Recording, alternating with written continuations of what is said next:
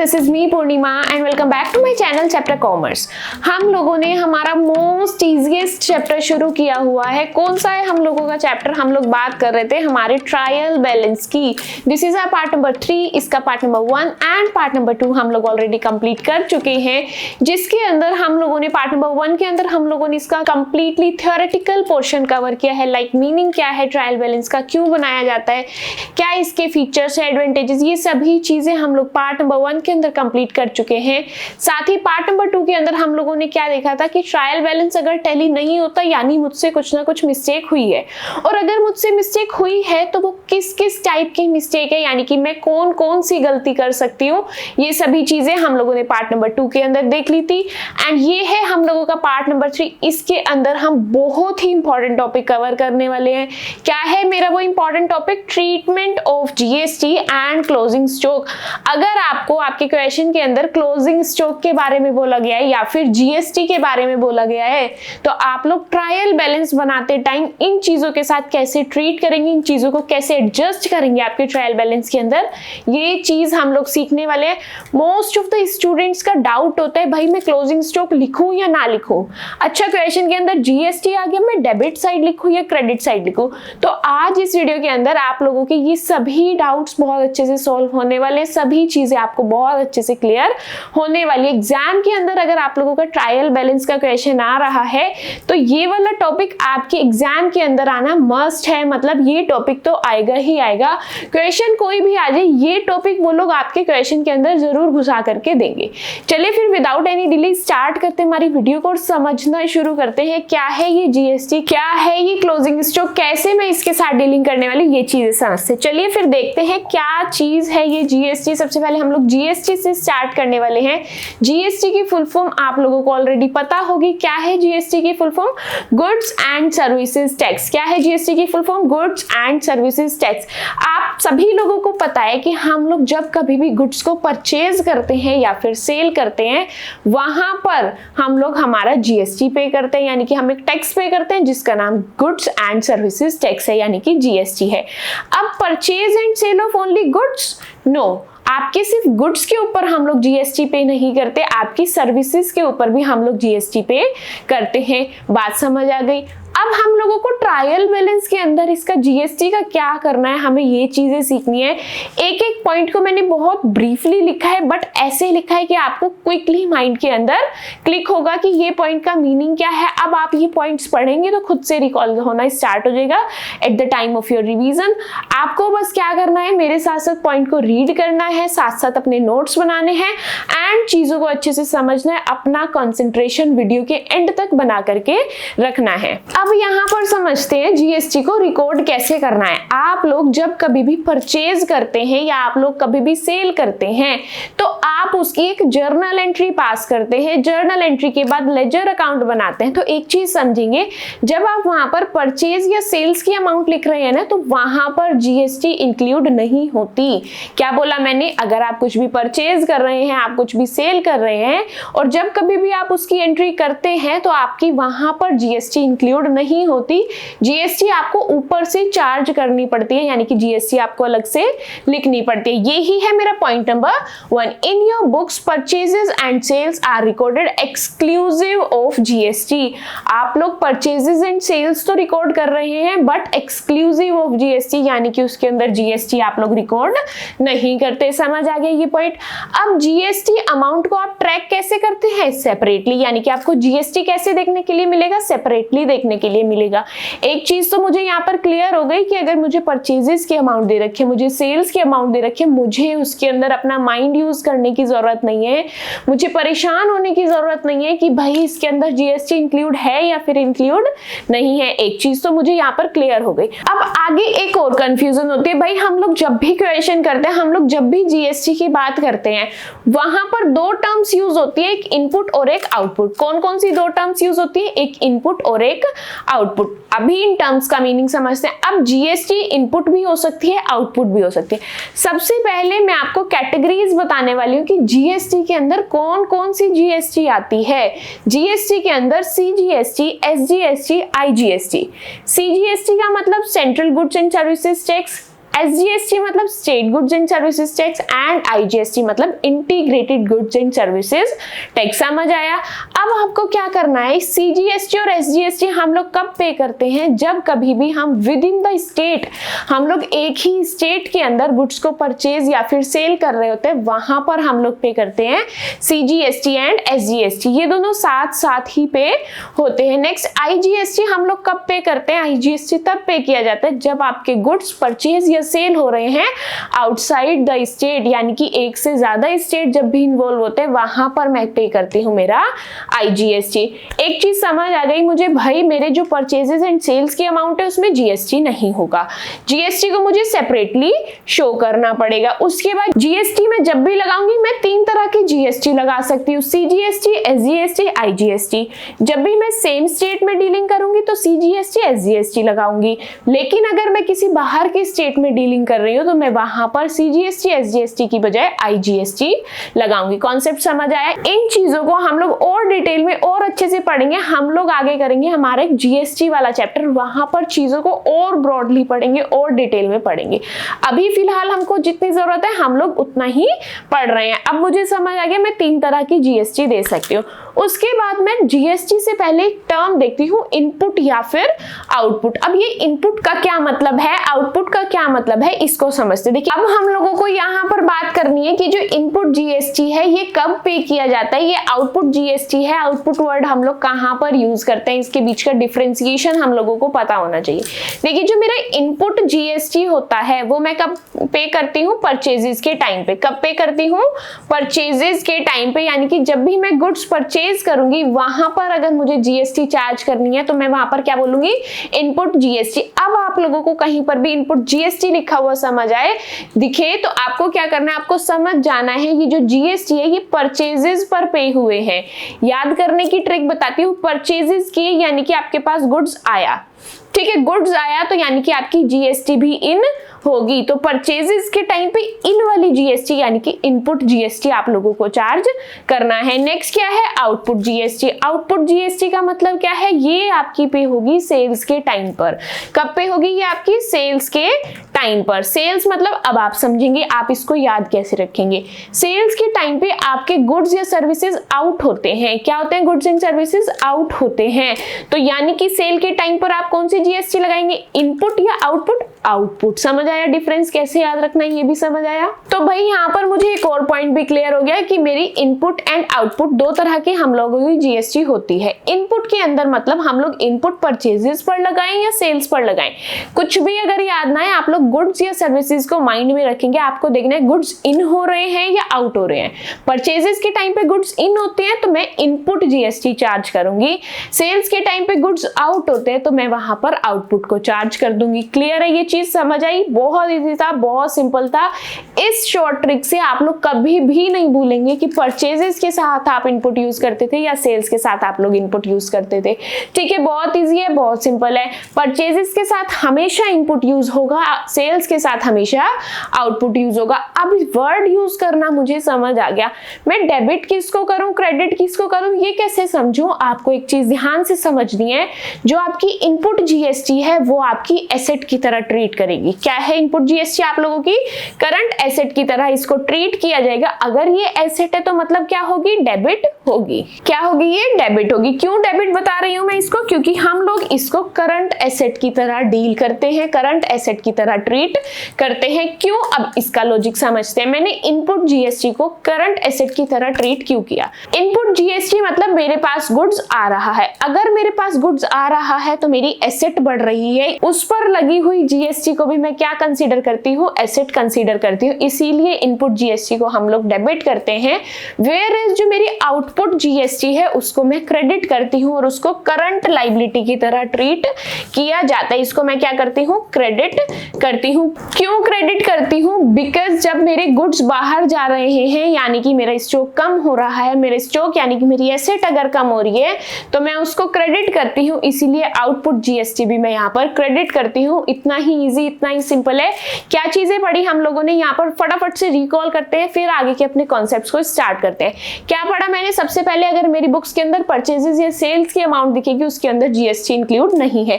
GST कहाँ मिलेगा? Separately मिलेगा, यानी कि आगे आपको अलग से लिखा हुआ जीएसटी मिल जाएगा। उसके बाद हम लोगों ने देखा जीएसटी भाई मैं 3 तरह से पे कर सकती हूँ, CGST, SGST, IGST. CGST, SGST same है, यानी कि साथ साथ पे होंगे। एंड कब पे होंगे? जब आप लोग with in the state dealing कर रहे हैं। एंड आईजीएसटी कब पे करेंगे? आईजीएसटी सीजीएसटी एसजीएसटी को मर्ज करके बनता है। एंड उसको हम लोग कब पे करेंगे? जब हम लोग आउटसाइड द स्टेट डीलिंग कर रहे होंगे। उसके बाद हम लोगों ने देखा भाई मैं इनपुट देखती हूँ और आउटपुट देखती हूँ। इनपुट मतलब परचेजेस पर लगना, आउटपुट मतलब सेल्स पर लगना। इनपुट वाला डेबिट होगा क्योंकि मैं इसको करंट एसेट मानती हूँ, आउटपुट वाला करंट लायबिलिटी है इसलिए इसको क्रेडिट करेंगे। क्या ये सभी चीजें आप लोगों को क्लियर है? चीजें समझ आई? सिंपल लगी? यस। तो आगे पढ़ते हैं। आगे क्या बोले? These accounts appear in the trial balance as separate balance, यानी कि जीएसटी का बैलेंस आपको ट्रायल बैलेंस में भी सेपरेटली देखने के लिए मिलेगा। परचेजेस एंड सेल्स की अमाउंट में ये आपको देखने के लिए नहीं मिलेगा। बढ़ते हैं आगे, अपने कॉन्सेप्ट को आगे पढ़ते हैं। आगे क्या बोला है? इनपुट जीएसटी यानी कि सीजीएसटी, एसजीएसटी, आईजीएसटी, इसको आप लोग क्या करते हैं? डेबिट करते हैं। क्यों? क्योंकि ये आपकी करंट एसेट है।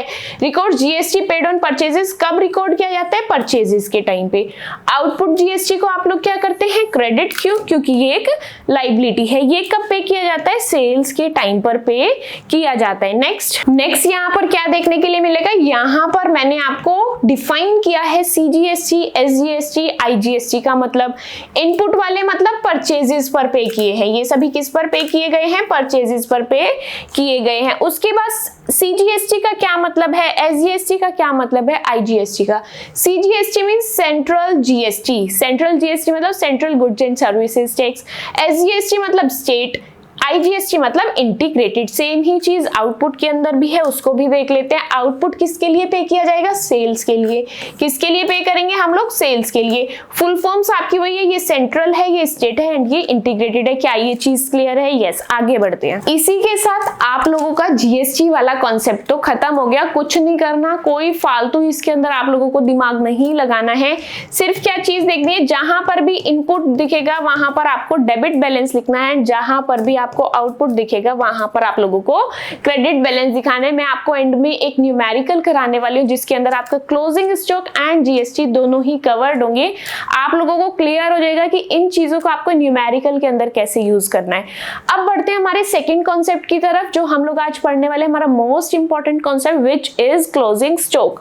हम किसके बारे में बात करने वाले हैं? यहाँ पर क्लोजिंग स्टॉक के बारे में बात करने वाले हैं। क्लोजिंग स्टॉक का क्या मतलब है? आई होप आपको यहाँ पर पता होगा। हम लोगों ने जब हमारा बेसिक अकाउंटिंग टर्म्स वाला चैप्टर किया था तो वहां पर हम लोगों ने इस टर्म का मीनिंग समझा था। क्लोजिंग स्टॉक का मतलब क्या होता है? क्लोजिंग स्टॉक मींस जब भी आप गुड्स को परचेज करते हैं with the purpose to resell, जब भी कुछ बेचने के लिए लाते हैं, आप कुछ खरीद रहे हैं, क्या पर्पस है? उसको रीसेल करना। उन रीसेल वाले गुड्स में से सभी सामान नहीं बिके, कुछ आपके पास बच गया at the end of the year, साल के आखिर में कुछ सामान आपके पास उसमें से बच गया, उसके लिए मैं टर्म यूज करती हूँ क्लोजिंग स्टॉक। मीनिंग पढ़ लेते हैं यहाँ पर। सबसे पहले मेरे साथ साथ आप लोग रीड करेंगे तभी चीजें आप लोगों को अच्छे से समझ में आएंगी। Closing stock is the balance of unsold goods. Closing stock क्या है? अनसोल्ड गुड्स का बैलेंस है। दैट आर रिमेनिंग, जो क्या बच गया है? परचेजेस में से बच गया है। Made during an accounting period, आपके अकाउंटिंग पीरियड के एंड में। उसके बाद generally closing stock does not appear in the trial balance. अगर हम लोग ट्रायल बैलेंस की बात करें तो हमारा जो क्लोजिंग स्टॉक है वो हम लोग ट्रायल बैलेंस में जनरली नहीं शो करते। क्या बोला है? क्लोजिंग स्टॉक का मीनिंग समझ आ गया कि साल के आखिर में खरीदे हुए सामान में से जो भी सामान बच गया वो मेरा क्लोजिंग स्टॉक है।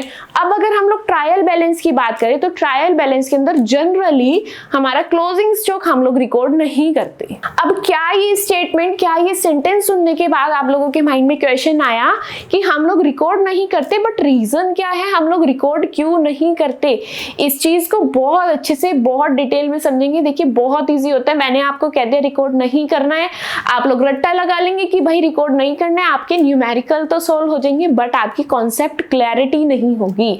आपको अब आप लोग जैसे कॉलेज लाइफ में आगे आप लोग ग्रेजुएशन कर रहे हैं, पोस्ट ग्रेजुएशन कर रहे हैं, इस टाइम पर आपका करियर बिल्डिंग टाइम है, यहाँ पर आप लोगों को करियर बनाना है, तो आपको चीजें क्लियर होनी चाहिए। चलिए फिर यहाँ पर हम लोग रीजन समझते हैं कि हम लोग अगर क्लोजिंग स्टॉक को ट्रायल बैलेंस के अंदर नहीं लिख रहे तो उस चीज के पीछे का रीजन क्या है, हम लोग ट्रायल बैलेंस के अंदर क्लोजिंग स्टॉक को क्यों नहीं लिखते। एक चीज बताएंगे, एक पर्सन है राम, कौन पर्सन है, राम।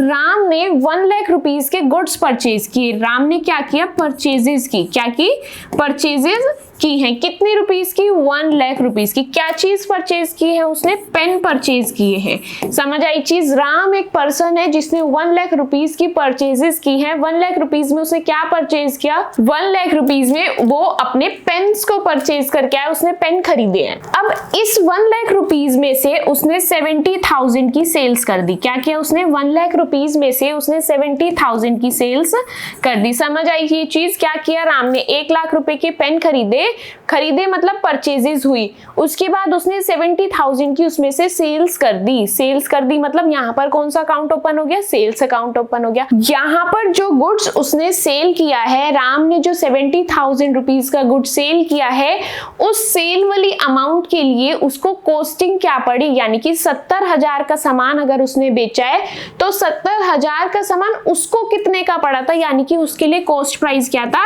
उसके लिए कॉस्ट प्राइस था 50,000 रुपीस। कितना था, 50,000 रुपीस। केस समझ आ रहा है, राम ने 1 लाख रुपीस के पेन खरीदे जिसमें से 70,000 के वो सेल कर चुका मतलब ये तो उसका सेलिंग प्राइस था, उसने बेचे 70,000 के हैं, लेकिन एक्चुअल में गुड्स कितने के थे, एक्चुअल में गुड्स का कॉस्ट प्राइस क्या था, वो था मेरा 50,000 रुपीस। अब यहाँ पर आप सिनेरियो को ध्यान से समझेंगे, अगर राम ने गुड्स को परचेज किया तो मेरा परचेजेस अकाउंट ओपन हो गया। क्या हुआ, मेरा परचेजेस अकाउंट ओपन हो गया। उसके बाद उसने सेल किए, ठीक है, सेल किए तो मेरा कौन सा अकाउंट ओपन हो गया, सेल्स। मेरा फर्स्ट अकाउंट परचेजेस हो गया, मेरा सेकंड अकाउंट सेल्स हो गया। अब हम लोगों ने एक चीज समझी थी, ट्रायल बैलेंस कब बनता है, कैसे बनता है। सबसे पहले हम लोग बनाते हैं मेरी जर्नल बुक। क्या बनाते हैं सबसे पहले, जर्नल बुक। जर्नल बुक के बाद हम लोग बनाते हैं लेजर। क्या बनाते हैं, लेजर। लेजर के बाद बारी आती है हमारे ट्रायल बैलेंस की। ये मेरी साइकिल है पूरी, इस साइकिल को फॉलो करके मैं मेरा ट्रायल बैलेंस बनाती हूँ। जब मैंने गुड्स परचेज किया होगा, क्या मैंने अपनी जर्नल एंट्री की होगी, यस।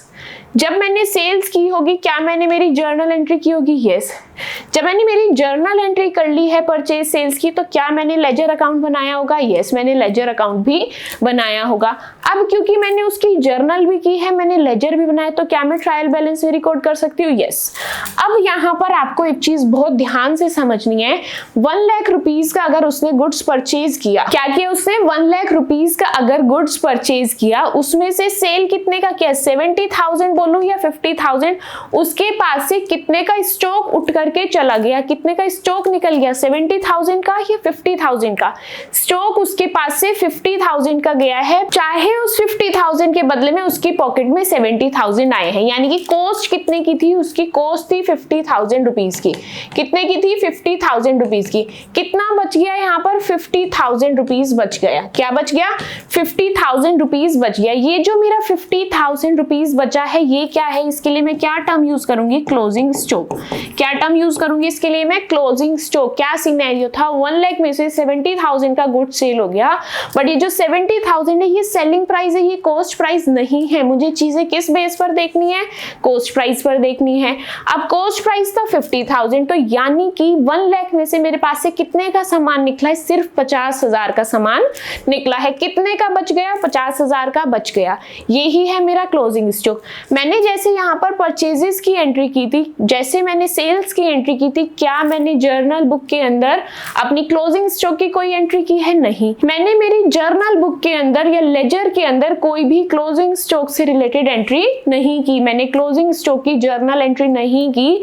जब मैंने जर्नल के अंदर एंट्री नहीं की तो मैंने लेजर में भी नहीं की होगी एंड मैंने ट्रायल बैलेंस में भी नहीं की होगी। यही रीजन है हम लोग क्लोजिंग स्टॉक को क्यों हमारे ट्रायल बैलेंस के अंदर नहीं लिखते। आई होप आपको बहुत अच्छे से समझ आया रीजन कि हम लोग क्लोजिंग स्टॉक को हमारे ट्रायल बैलेंस के अंदर क्यों नहीं लिखते, क्योंकि क्लोजिंग स्टॉक की हम लोगों ने जर्नल एंट्री ही नहीं की, ना हम लोगों ने लेजर के अंदर पोस्टिंग की है, तो हम लोग ट्रायल बैलेंस के अंदर भी पोस्टिंग नहीं कर सकते। अब आप लोगों के माइंड में क्वेश्चन आएगा, भाई आपने जर्नल एंट्री नहीं की, लेजर पोस्टिंग नहीं की, तो आप लोग कर दो। यानी कि अगर आपने जर्नल एंट्री नहीं की तो आप लोग कर दो, आप लोग जर्नल एंट्री कर सकते हैं। नहीं, हम लोग जर्नल एंट्री इसीलिए नहीं कर सकते क्योंकि यहाँ पर हमसे एक मिस्टेक हो जाएगी। परचेजेस कितने की थी? 1 लाख रुपीज की। अब जो मेरा स्टॉक बचा 50,000 रुपीज का, किस में से बचा होगा? मेरी परचेजेस में से बचा होगा।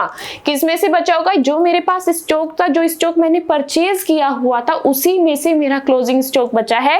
एंड अगर उसी में से मेरा क्लोजिंग स्टॉक बचा है तो मुझे दोबारा रिकॉर्ड करने की जरूरत नहीं है, क्योंकि वो अमाउंट मैंने मेरे 1 लाख रुपीज में ऑलरेडी इंक्लूड कर रखी है। किस नेम से? परचेजेस के नेम से। रीजन समझ आया कि मैं क्यों नहीं रिकॉर्ड कर रही, क्यों नहीं हम लोग क्लोजिंग स्टॉक को हमारे ट्रायल बैलेंस के अंदर लिखते हैं। लेकिन कुछ केसेस ऐसे भी हैं, एक केस ऐसा भी है जहां पर आप लोग आपके क्लोजिंग स्टॉक को ट्रायल बैलेंस के अंदर लिख सकते हैं। क्या है वो? उसके लिए आपको एक एडजस्टिंग एंट्री पास करनी पड़ेगी। क्या करनी पड़ेगी? एडजस्टिंग एंट्री पास करनी पड़ेगी। एडजस्टिंग एंट्री मतलब समझते हैं, यहां पर वो ही केस लेते हैं, परचेजेस थी 1 लाख रुपीज की एंड क्लोजिंग स्टॉक था 50,000 रुपीज का। कितने का था क्लोजिंग स्टॉक? 50,000 रुपीज का। अब एडजस्टमेंट एंट्री का मतलब क्या है? क्या एडजस्टिंग एंट्री कर सकती हूँ मैं क्या करूंगी? अपनी परचेजेस को कम दिखा के अपने क्लोजिंग स्टॉक को दिखा दूंगी। क्या करूंगी कि अपनी परचेजेस को एडजस्ट करके दिखा दूंगी कि बचे हुए सामान को छोड़ करके मेरी परचेजेस कितनी है। क्या एंट्री करूंगी मैं वहां पर? Closing stock account debit, closing stock account debit to purchases account. यहां पर मैं मेरी परचेजेस को कम कर दूंगी। कितने अमाउंट से? कितना है मेरी क्लोजिंग स्टॉक? 50,000। तो मैं यहां पर क्या करूंगी? मेरा 50,000 का क्लोजिंग स्टॉक तो बना लूंगी, बट अपने परचेजेस को उतने से कम कर दूंगी। तो यहां पर क्या होगा? मेरी चीजें दो बार रिकॉर्ड नहीं होंगी। मेरे 1 लाख रुपीज परचेजेस में भी है, मैं क्लोजिंग स्टॉक के भी 50 दिखा रही हूँ, तो इससे क्या हो रहा है? मेरी अमाउंट 1,50,000 बन रही है। लेकिन मुझे ऐसा नहीं करना, ये मेरे लिए क्या हो जाएगी? एक मिस्टेक हो जाएगी। तो मिस्टेक को ठीक करने के लिए मुझे क्या करना है? मैं उस अमाउंट को क्लोजिंग स्टॉक में दिखा दूंगी, बट परचेजेस से उस अमाउंट को काट दूंगी। वो ही मैंने किया, स्टॉक तो जनरेट कर लिया बट अपनी परचेजेस को रिड्यूस कर दिया, परचेजेस कम कर दी। एंड जब भी परचेजेस को कम करते तो हम लोग क्या करते हैं? क्रेडिट। इसीलिए मैंने यहाँ पर 2 परचेजेस किया है। अमाउंट कौन से यूज करेंगे? जितने का आप क्लोजिंग स्टॉक बना रहे हैं। कितना है क्लोजिंग स्टॉक? 50,000, इसीलिए मैंने यहाँ पर 50,000 रुपीज लिखा है। क्या ये चीज आपको समझ आई? बहुत इजी है, बहुत सिंपल है, सिर्फ आप लोगों को लॉजिक क्लियर होना बहुत जरूरी था। अब आप न्यूमेरिकल करेंगे, आपको ऑलरेडी सभी चीजें समझ आ रही होंगी। आप लोग आपके न्यूमेरिकल को मुझसे पहले भी कर सकते हैं। चलिए फिर अपने न्यूमेरिकल को देखते हैं, क्या बोला है न्यूमेरिकल के अंदर, क्या करना है हम लोगों को। ये जो क्वेश्चन हम लोग अब करने वाले हैं, इस क्वेश्चन के अंदर आपके दोनों ही कॉन्सेप्ट कवर्ड है। कौन कौन से कॉन्सेप्ट? एक जीएसटी वाला एंड दूसरा आप लोगों का क्लोजिंग स्टॉक वाला। ये दोनों ही कॉन्सेप्ट इस क्वेश्चन के अंदर कवर्ड है। चलिए फिर स्टार्ट करते हैं। सॉल्यूशन स्टेप्स आप लोगों को ऑलरेडी पता है। क्या करना है? सबसे पहले आपको फॉर्मेट बनाना है। फॉर्मेट बनाने के बाद आप लोगों को ये सभी नेम ऑफ अकाउंट वहां पर एज इट इज लिख लेने हैं। क्या करना है? आपको फॉर्मेट बनाना है, पर्टिकुलर्स, एलएफ, डेबिट, क्रेडिट, ये आपका एक फॉर्मेट है। एंड फॉर्मेट बनाने के बाद ये जो सभी नेम ऑफ अकाउंट है आप लोग इनको एज इट इज सीक्वेंस के अंदर रिकॉर्ड कर लेंगे। उसके बाद अमाउंट्स को कैसे फिल करना है वो आप लोग मेरे साथ साथ करेंगे, ताकि चीजें आपको क्लियर होती चली जाए एंड कोई भी डाउट आप लोगों को ना रहे। तो जल्दी से वीडियो को पॉज करेंगे, सबसे पहले फॉर्मेट बनाएंगे एंड अपने सभी नेम ऑफ अकाउंट को वहां पर लिख लेंगे। चलिए यहाँ पर अब हम लोग स्टार्ट करने वाले हैं कि हम लोगों को अमाउंट को कैसे फिल करना है। सबसे पहले अमाउंट कैसे फिल करेंगे? लाइक हमारे पास यहाँ पर ओपनिंग स्टॉक है। क्या है यहाँ पर मेरे पास? Opening stock. तो ये रहा मेरा फॉर्मेट, ये रहा मेरा ओपनिंग स्टॉक। मुझे क्या करना है? ओपनिंग स्टॉक के अमाउंट थी 2,20,000 रुपीज। क्या अमाउंट थी? 2,20,000 रुपीज। अब मुझे ये डेबिट में लिखूं या क्रेडिट में लिखूं, ये यहाँ पर फिल करना है।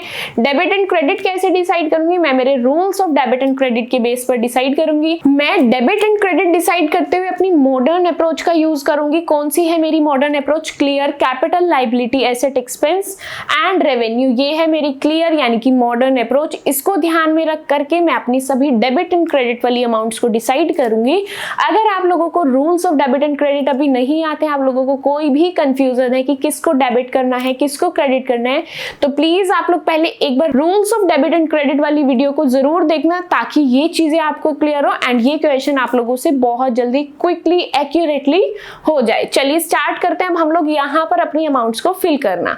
सबसे पहली चीज मुझे यहाँ पर बोली गई है स्टॉक। क्या बोला है? स्टॉक। स्टॉक क्या है? मेरी एसेट है। स्टॉक क्या है? एसेट है। और एसेट की नेचर क्या होती है? डेबिट होती है। इसीलिए इसकी अमाउंट को मैं कहां पर लिख रही हूँ? डेबिट साइड लिख रही हूँ। एंड मेरी अमाउंट क्या है? 2,20,000 रुपीज। क्या है अमाउंट? 2,20,000 रुपीज। क्लियर है ये चीज? क्यों डेबिट में लिखा? आगे बढ़ते हैं। नेक्स्ट क्या है? परचेजेस। परचेजेस मेरा एक तरह से एक्सपेंस है एंड परचेजेस को हम लोग क्या करते हैं? डेबिट करते हैं। क्या करते हैं? डेबिट करते हैं। अमाउंट क्या है? 25,75,000। क्या है? 25,75,000। 25,75,000। उसके बाद नेक्स्ट यहाँ पर मेरे पास क्या है? सेल्स। सेल्स क्या है? मेरा रेवेन्यू है एंड सेल्स को मैं क्या करती हूँ? क्रेडिट करती हूँ। क्या करते हैं? क्रेडिट करते हैं। यहाँ पर अमाउंट क्या है? 36,18,000। क्या है? 36,18,000। इसको मैं क्या करूंगी? क्रेडिट कर दूंगी। 36,18,000 क्यों क्रेडिट किया समझ रहे हैं? बिकॉज सेल्स मेरा रेवेन्यू है एंड जो मेरा रेवेन्यू होता है उसका नेचर क्या होता है? क्रेडिट होता है, इसीलिए मैं इसको क्रेडिट कर रही हूँ। उसके बाद carriage inward and carriage outward दोनों ही मेरे एक्सपेंसेस हैं। क्या है? दोनों मेरे एक्सपेंसेस हैं। तो 3,000 एंड 1,200 में कहां लिखने वाली हूं? डेबिट के अंदर लिखने वाली हूं। 3,000 एंड 1,200 यहां पर फिल करेंगे अमाउंट को 3,000 एंड 1,200 रुपीज। चलिए दोनों चीजें हो गई। उसके बाद आगे बढ़ते हैं। नेक्स्ट वन इज नेक्स्ट यहां पर मेरा क्या है? Return inward and return outward. दो चीजें हैं, return inward and return outward. Return inward किसको बोलते हैं? सेल्स रिटर्न को। किसको बोलते हैं? सेल्स रिटर्न को। एंड रिटर्न आउटवर्ड किसको बोलते हैं? परचेज रिटर्न को। क्या है? Return inward is sales return and return outward is purchase return. अब रिटर्न इनवर्ड क्या है? Sales return. सेल्स रिटर्न मेरा क्या होता है? डेबिट होता है। क्या होता है? डेबिट होता है। तो 85,000 को मुझे क्या करना है? डेबिट करना है। अब यहाँ पर हम लोग हमारा रिटर्न इनवर्ड एंड आउटवर्ड लिखना भूल गए, तो मैं क्या कर रही हूँ? इसको एंड में लिख रही हूँ ताकि मेरी कोई मिस्टेक ना हो। मैं यहाँ पर नोट डाउन कर रही हूँ return inward and return outward. चलिए अब इसकी अमाउंट को फिल कर लेते हैं। 85,000 इनवर्ड के थे तो मैं 85,000 कहाँ लिख रही हूँ? डेबिट में लिख रही हूँ। चलिए 85,000 मैंने यहाँ पर लिख लिए डेबिट के अंदर। उसके बाद क्रेडिट में क्या अमाउंट लिखनी है? क्रेडिट में क्यों लिख रहे हैं? क्योंकि परचेज का नेचर डेबिट है तो परचेज रिटर्न का क्या होगा? क्रेडिट होगा। एंड अगर क्रेडिट होगा तो अमाउंट क्या लिखूंगी? 3,20,000। तो चलिए क्रेडिट में जाकर लिख कर आते हैं 3,20,000 रुपीज। चलिए 3,20,000 रुपीज ये हो गई मेरी क्रेडिट की अमाउंट। आगे बढ़ते हैं। नेक्स्ट चीज क्या है? डेटर्स। डेटर्स मेरी एसेट है, इसीलिए इसको मैं डेबिट करती हूँ। तो मुझे 3,20,000 कहाँ लिखने हैं? डेबिट के अंदर। चलिए लिखते हैं 3,20,000 डेबिट के अंदर। यहाँ पर लिखना है मुझे 3,20,000 रुपीज। आप लोग क्वेश्चन को मेरे साथ साथ सॉल्व करेंगे तभी आपको चीजें क्लियर होंगी, तभी आपको कॉन्फिडेंस आएगा कि आप लोगों से क्वेश्चन सॉल्व हो रहे हैं। चलिए नेक्स्ट क्या है? क्रेडिटर्स। क्रेडिटर्स क्या होती है? मेरी लाइबिलिटी एंड लाइबिलिटी को मैं क्या करती हूँ? क्रेडिट। अमाउंट क्या यूज करनी है? 1,74,000। तो यानी कि 1,74,000 को मुझे क्या करना है? क्रेडिट। यहाँ पर करते हैं 1,74,000 रुपीज। चलिए नेक्स्ट क्या है? Bad dates. बैड डेट्स मेरे क्या है? लॉस हैं। क्या है बैड डेट्स मेरे? According to modern approach bad debts is covered under losses and उसका नेचर क्या होता है? डेबिट। इसीलिए मैं 3,000 को डेबिट करने वाली हूँ। उसके बाद स्टेशनरी, ये मेरे लॉसेस हैं, इसको मैं डेबिट करूंगी। स्टेशनरी मेरी एसेट है, इसको भी मैं डेबिट करूंगी। स्टेशनरी मेरी क्या है? एसेट, इसीलिए इसको मैं डेबिट करूंगी। तो लिखते हैं 3,000 एंड 6,000 डेबिट में। क्या क्या लिखना है? 3,000 एंड 6,000। यहां पर नोट डाउन करते हैं 3,000 एंड 6000 यहाँ पर मैंने नोट डाउन कर लिया है। उसके बाद क्या करना है, नेक्स्ट मेरे को क्या बोला है, इंश्योरेंस। इंश्योरेंस क्या है मेरा, एक्सपेंस। क्या है इंश्योरेंस, एक्सपेंस। एंड एक्सपेंस का नेचर क्या होता है, डेबिट। क्या है इंश्योरेंस, एक्सपेंस है एंड इसका नेचर क्या होता है, डेबिट। तो 3400 रुपीज को भी मैं क्या करूंगी, डेबिट। हम लोग क्या करने वाले हैं, 3400 रुपीज को डेबिट करेंगे। यहां पर आते हैं, ये रहा मेरा इंश्योरेंस। उसके बाद मैं यहां पर क्या करूंगी, डेबिट 3400 रुपीज। चलिए, उसके बाद मुझे क्या बोला, wages and salaries. Wages and salaries मेरी क्या है, एक्सपेंस है एंड इसको भी मैं क्या करूंगी, डेबिट। तो 1,85,000 को क्या करेंगे, डेबिट। डेबिट की साइड आएंगे अपने और 1,85,000 रुपीज अपनी अमाउंट को लिख देंगे। चलिए, 1,85,000 रुपीज। नेक्स्ट देखते हैं, नेक्स्ट वन इज, नेक्स्ट क्या बोला है मुझे यहाँ पर, investment. Next one is investment. Investment मेरी क्या है, एसेट है। इन्वेस्टमेंट मेरी क्या है, एसेट है। एसेट है तो मैं क्या करूंगी, इसको डेबिट करूंगी। क्या अमाउंट आ गई, 3 लाख रुपीज। क्या करते हैं हम, इसको डेबिट करते हैं, इसीलिए मैं इसके डेबिट कॉलम में जाकर 3 लाख रुपीज को लिख दूंगी। नेक्स्ट पढ़ते हैं, next one is interest on investment. क्या है next, interest on investment. Interest on investment मेरी क्या होती है, इनकम। मुझे इंटरेस्ट मिल रहा है तो मेरी क्या है, ये इनकम है एंड इनकम को मैं क्या करती हूँ, क्रेडिट करती हूँ। चलिए, यहाँ पर फिर हम लोग क्रेडिट करते हैं 27,000 रुपीज। क्या करने वाले हम लोग यहाँ पर, 27,000 रुपीज को क्रेडिट करने वाले हैं। अब उसके बाद नेक्स्ट क्या है, next one is cash and bank balance. Next क्या है, cash and bank balance. Cash and bank balance मेरी क्या है, एसेट है। क्या है, एसेट है। बैलेंस क्या है, 12,400 रुपीज। एसेट है तो यानी कि मैं क्या करूंगी, डेबिट। नेक्स्ट प्रीमाइसेस क्या है, प्रीमाइसेस भी मेरी एसेट है एंड इसको भी मैं क्या करूंगी, डेबिट। उसके बाद फिक्सचर्स भी मेरी एसेट है, इसको भी मैं क्या करूंगी, डेबिट। तो ये तीनों चीजें मेरी एसेट है एंड तीनों को ही मैं डेबिट करूंगी। अमाउंट क्या है, 12,400, 6 लाख एंड 1,40,000। चलिए, यहाँ पर अपनी सभी अमाउंट को फिल करते हैं। 12,400, 6 lakh rupees and 1,40,000 rupees and 1,40,000 rupees. यहाँ पर मैंने तीनों अमाउंट को फिल कर लिया है। कैश एंड बैंक बैलेंस की अमाउंट थी 12,400, प्रीमाइसेस की अमाउंट थी 6 लाख रुपीज एंड फिक्सचर्स की अमाउंट थी 1,40,000 रुपीज। ये रही आप लोगों की अमाउंट क्या है, 12,400, 6 लाख एंड 1,40,000 रुपीज। आगे बढ़ते हैं, नेक्स्ट क्या है मेरा, मिसलेनियस एक्सपेंस। क्या है, मिसलेनियस एक्सपेंस, यानी कि ये मेरा क्या है, एक्सपेंस एंड एक्सपेंस को मैं क्या करती हूँ, डेबिट करती हूँ। नेक्स्ट क्या है, मिसलेनियस इनकम। इनकम है ये मेरी, तो मैं इनकम को क्या करती हूँ, क्रेडिट करती हूँ। चलिए, अपनी अमाउंट को फिल करते हैं। 4,500 डेबिट करने हैं एंड 1,400 क्रेडिट करने हैं। क्या करना है, 4,500 डेबिट, 4,500 को डेबिट करना है एंड 1,400 को क्रेडिट करना है। क्लियर है, ये चीज समझ आई। नेक्स्ट आगे बढ़ते हैं, नेक्स्ट क्या बोला है, नेक्स्ट क्या चीज है यहाँ पर हम लोगों के पास। Next one is loan from ICICI bank. Loan है मतलब मेरी क्या है, लाइबिलिटी है। क्या है यहाँ पर, मेरी लाइबिलिटी एंड लाइबिलिटी को मैं क्या करती हूँ, क्रेडिट करती हूँ। क्या करना है, लाइबिलिटी को क्रेडिट करना है। नेक्स्ट क्या है, इंटरेस्ट। लोन पर अगर इंटरेस्ट देना, ये मेरा क्या है, एक्सपेंस एंड इसको मैं क्या करती हूँ, डेबिट। लाइबिलिटी को क्रेडिट करना है, एक्सपेंस को डेबिट करना है। अपनी अमाउंट को फिल करते हैं। 2,50,000 क्रेडिट करेंगे, 30,000 डेबिट करेंगे। 2,50,000 को क्रेडिट करेंगे एंड 30,000 को डेबिट कर देंगे। चलिए, यहां पर मैंने अपनी अमाउंट को फिल कर लिया, 250 को क्रेडिट किया एंड 30,000 को डेबिट कर दिया है, 2,50,000। चलिए, नेक्स्ट क्या है, next one is capital. Capital का नेचर है क्रेडिट, तो 7 लाख को क्रेडिट करेंगे। उसके बाद प्रोप्राइटर्स विड्रॉल, यानी कि ये क्या है, मेरी ड्राइंग्स।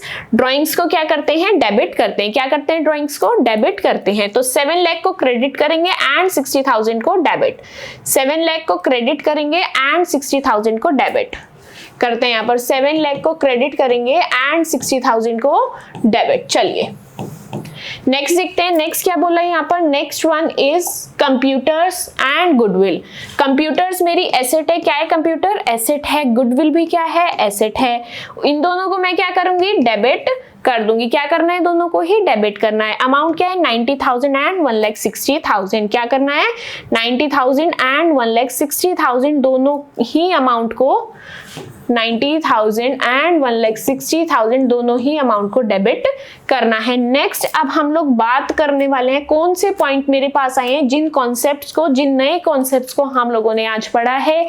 क्या है वो मेरे कॉन्सेप्ट? एक स्टॉक ऑन 31 मार्च यानी कि क्लोजिंग स्टॉक, एंड उसके बाद मेरे पास यहाँ पर क्या है, इनपुट एंड आउटपुट IGST। क्या है? Input and output IGST। अब बारी है मैं इस स्टॉक को कैसे लिखूं, इस इनपुट IGST को कैसे लिखूं एंड इस आउटपुट IGST को कैसे लिखूं, ये चीज मुझको यहाँ पर देखनी है।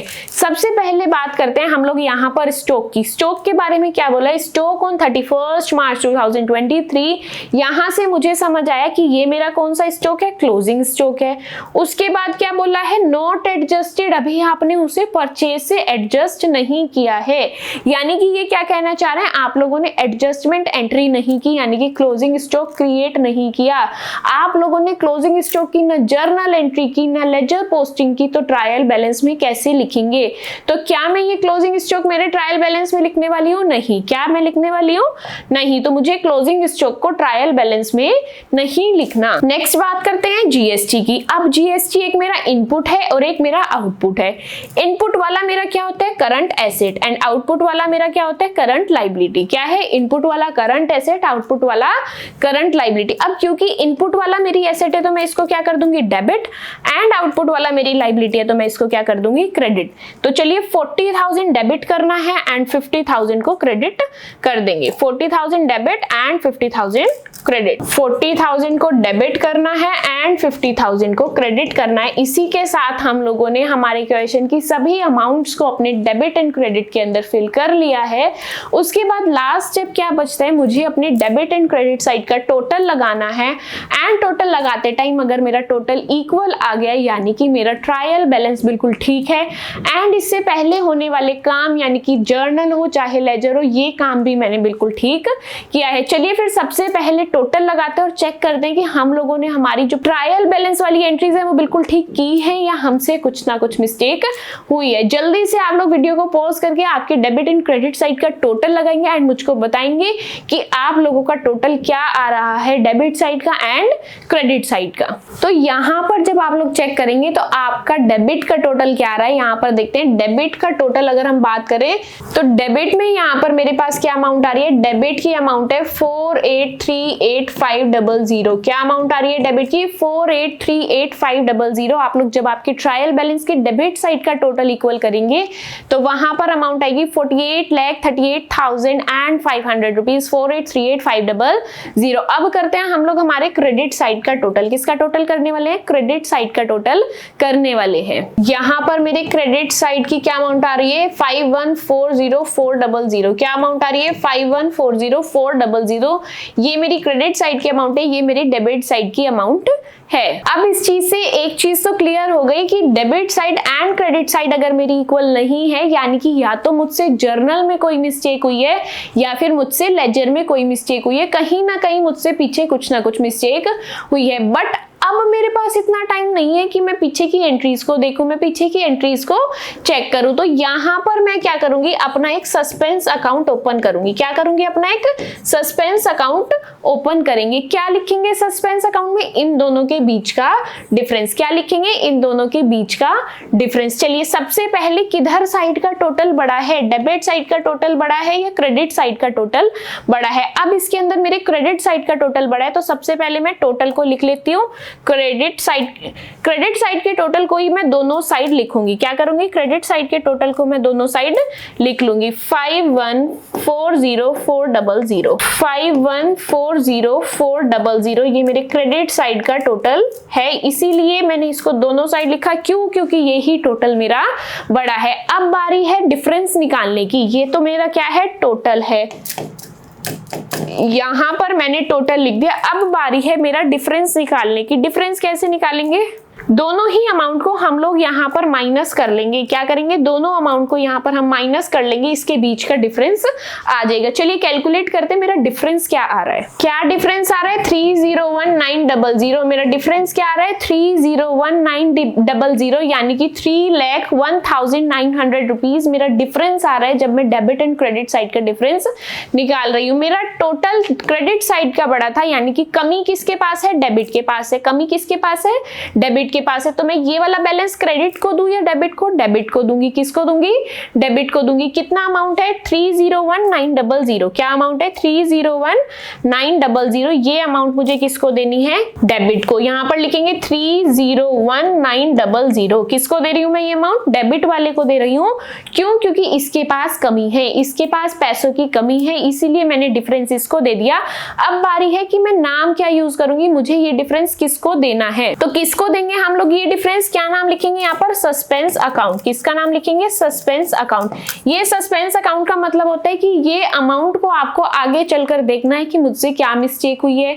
अगर आपसे पीछे कुछ मिस्टेक हुई है तो इन मिस्टेक्स को ठीक करने के लिए आप आगे आपकी एडजस्टमेंट एंट्री या फिर रेक्टिफाइंग एंट्रीज को करते हैं। तो इसी के साथ आप लोगों का क्वेश्चन कंप्लीट हो गया। आई होप आपको सभी चीजें अच्छे से समझ आई है, चाहे वो जीएसटी वाला कॉन्सेप्ट हो या फिर क्लोजिंग स्टॉक वाला कॉन्सेप्ट। ये चीज आपको अच्छे से समझ आ गई है कि क्लोजिंग स्टॉक को हम लोग ट्रायल बैलेंस में क्यों नहीं लिखने, और ऐसा कौन सा केस है जहां पर हम लोग क्लोजिंग स्टॉक को हमारे ट्रायल बैलेंस के अंदर लिख सकते हैं। स्टिल आप लोगों को कोई भी डाउट है, चाहे जीएसटी वाले कॉन्सेप्ट में, क्लोजिंग स्टॉक वाले कॉन्सेप्ट में या फिर न्यूमेरिकल के अंदर आप लोगों को कोई भी डाउट है, आप लोग मुझसे कमेंट सेक्शन के अंदर पूछ सकते हैं ताकि मैं आप लोगों के डाउट्स को सॉल्व कर पाऊं। एंड साथ ही आज की वीडियो के अंदर हम लोगों ने जितना भी पढ़ा है उसके नोट्स आप लोगों को टेलीग्राम चैनल पर मिल जाएंगे, एंड टेलीग्राम चैनल का लिंक आप लोगों को डिस्क्रिप्शन बॉक्स में मिल जाएगा। वहां से आप लोग नोट्स को डाउनलोड करके आपके कॉन्सेप्ट्स को रिवाइज कर सकते हैं, साथ ही आपके क्वेश्चंस की प्रैक्टिस भी कर सकते हैं।